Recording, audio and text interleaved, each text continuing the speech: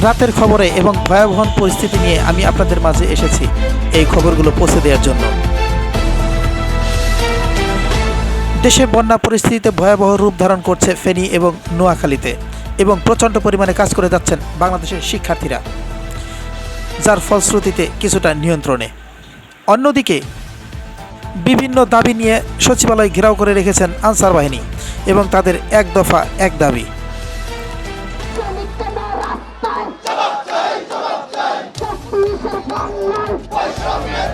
সারাদিন তাদের এই আন্দোলন ভালোই চলতেছিল এবং নিরপেক্ষভাবে চলতেছিল, এবং হঠাৎ করেই কেন যেন পরিস্থিতি আরও ঘোলাটে হতে থাকে সন্ধ্যার পর থেকে।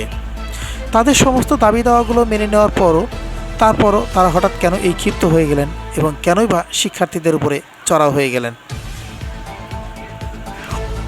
হঠাৎ করেই সন্ধ্যার পর পরিস্থিতি নিয়ন্ত্রণের বাইরে সচিবালয় ঘেরাও করে প্রত্যেকটা সচিবকে এবং ছাত্ররা ভিতরে ছিল তাদেরকে অবরুদ্ধ করে রাখে এই আনসার বাহিনী।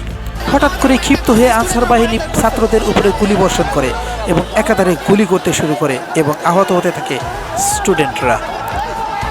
গুলিতে আহত হয়ে পড়েন বেশ কিছু ছাত্ররা, এবং এই ঢাকা ইউনিভার্সিটির ছাত্ররা যে পরিমাণ আহত হয়ে পড়েন, পরবর্তীতে এটার ফলশ্রুতি খুব খারাপ হয়ে যায়, যেন পরিস্থিতি আরও ব্যাপক আকার ধারণ করে একটা রণক্ষেত্রে।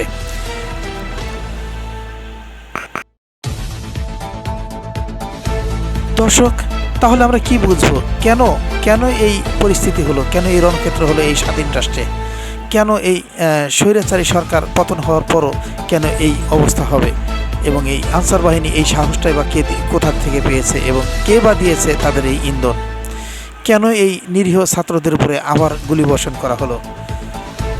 আপনাদের কাছে প্রশ্ন রইল, এবং পরবর্তী এপিসোডে দেখতে পারবেন এর পরের খবরটা।